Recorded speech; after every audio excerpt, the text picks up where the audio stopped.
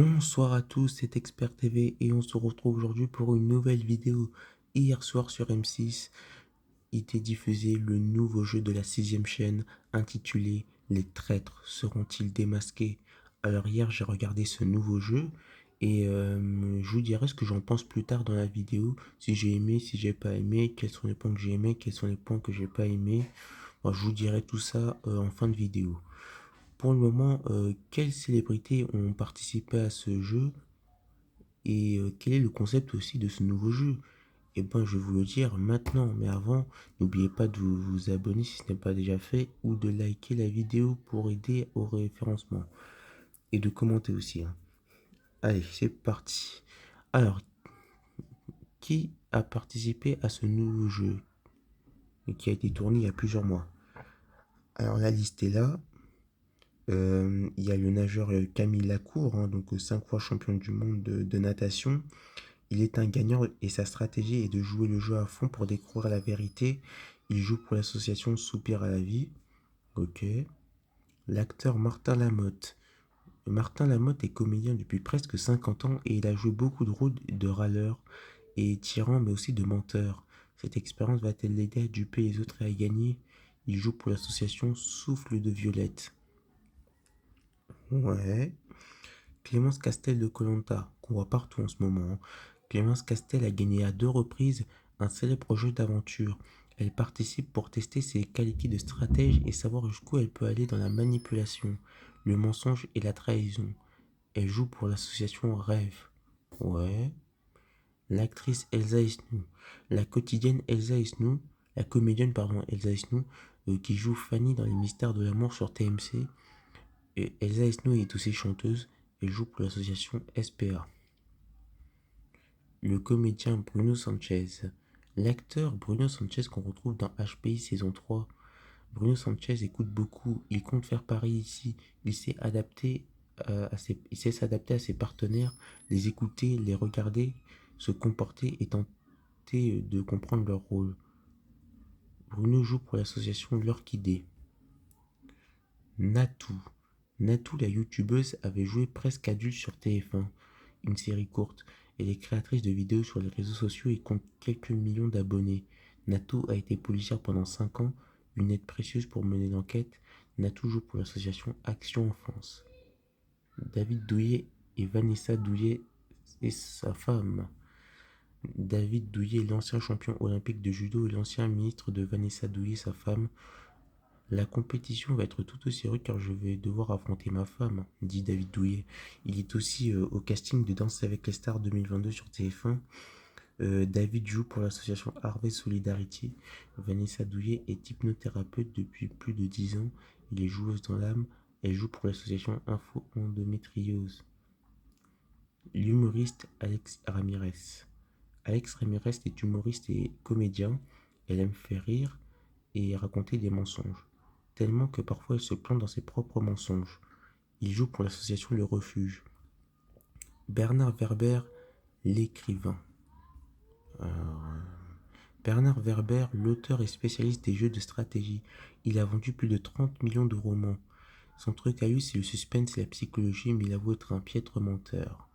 Il joue pour l'association ACS et Eric France. Delphine Vespizer, ex-Miss.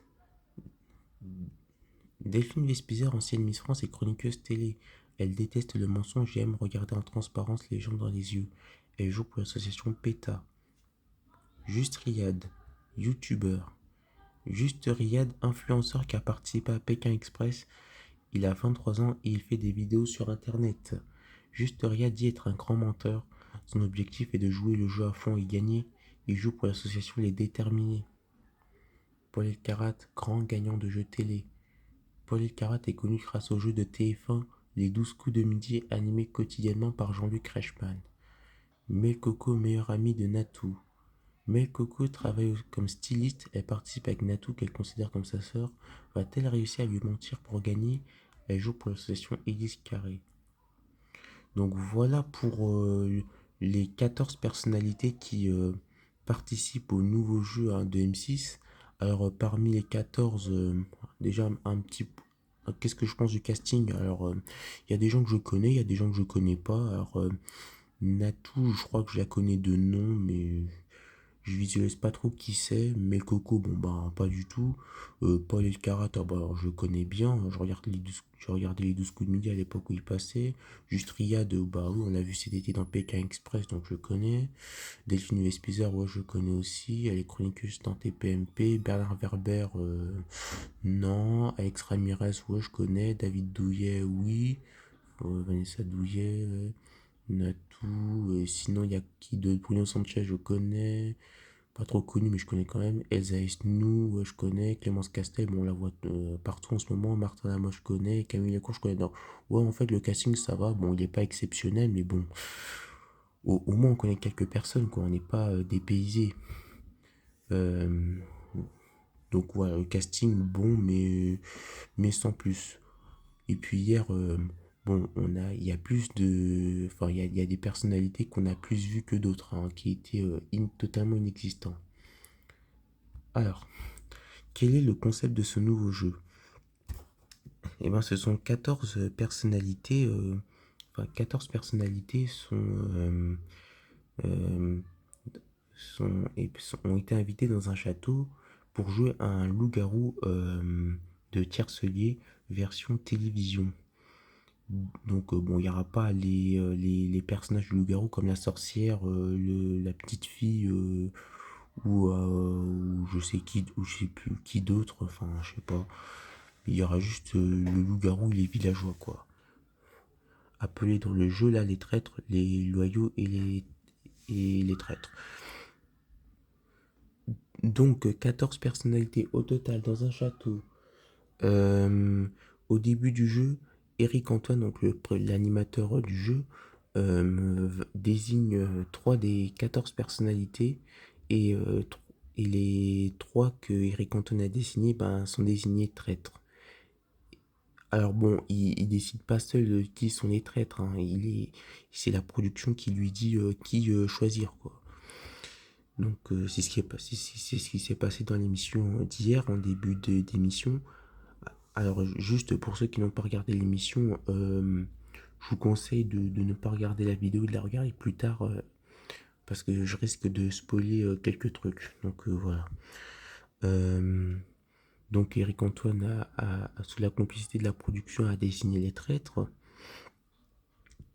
Et du coup, ces traîtres, eh ben, ils ont pour objectif de ne pas se faire éliminer, de rester le plus longtemps possible dans le jeu en élaborant des stratégies pour éliminer les loyaux, euh, les gentils hein, dans le jeu. Voilà, déjouer les plans des loyaux, mentir sur leur vraie identité, enfin, tout mettre en œuvre pour ne pas se faire avoir et ne pas se faire éliminer. Et, il y aura, et l'émission est aussi ponctuée par des épreuves, hein. Des épreuves où ils pourront gagner des lingots d'argent qui se transformeront en euros pour les associations. Il y a jusqu'à 50 lingots d'argent à gagner dans ce jeu, soit jusqu'à 40 000 euros. Et, oui, voilà.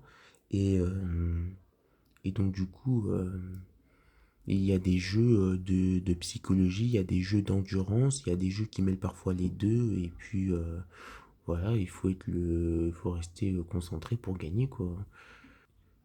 Chaque soir, les traîtres sont réunis dans un, alors je sais pas comment on appelle ça, mais dans quoi? Au- bon, ils sont réunis dans une pièce, dans une toute petite pièce, et chaque soir, ils doivent éliminer un loyau. Une fois qu'ils ont éliminé un loyal plutôt, des loyaux, un loyal, et ben le présentateur du jeu, Eric Antoine, lui envoie une, une lettre au loyal concerné disant ben, qu'il est éliminé, qu'il doit quitter le château. Ensuite, le deuxième jour, euh,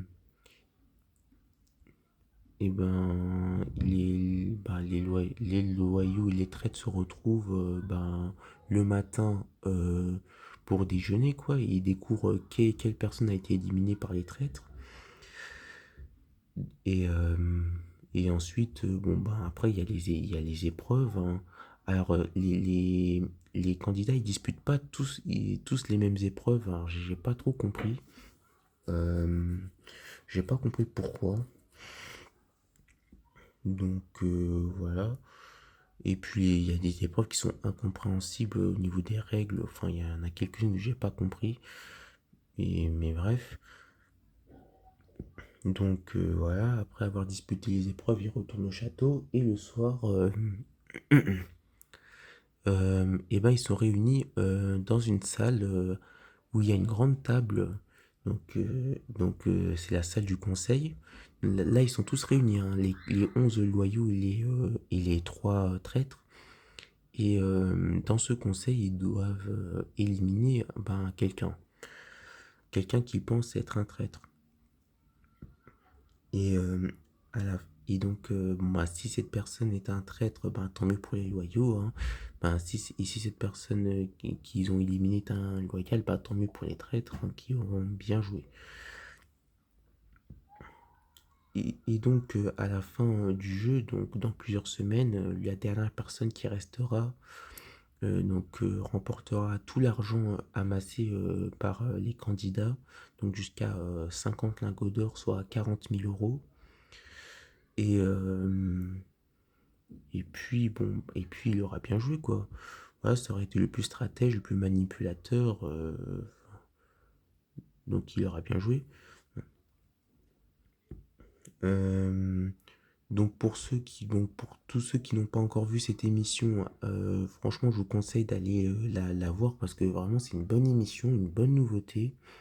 Enfin, voilà, j'avais un peu de hype pour cette émission, donc j'espère ne pas être déçu et je ne suis pas déçu.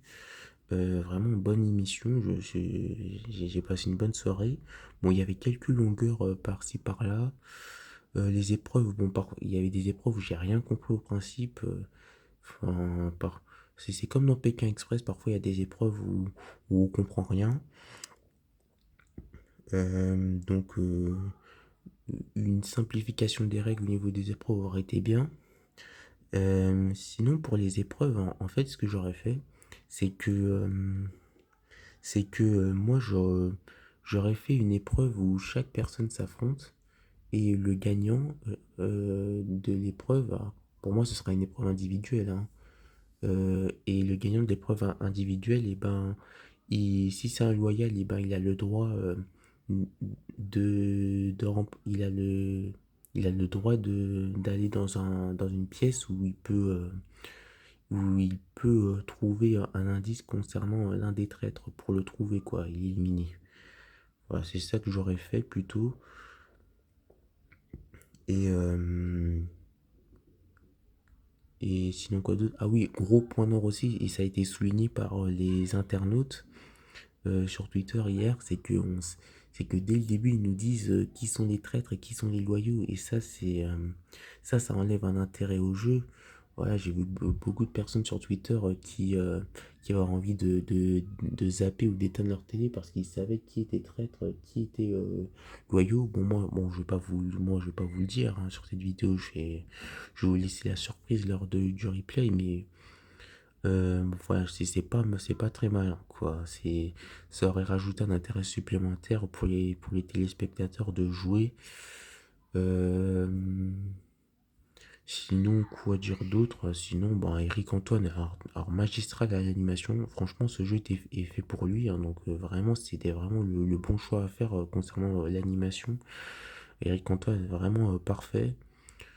Euh, Et puis sinon, alors, le jeu est diffusé en deux fois.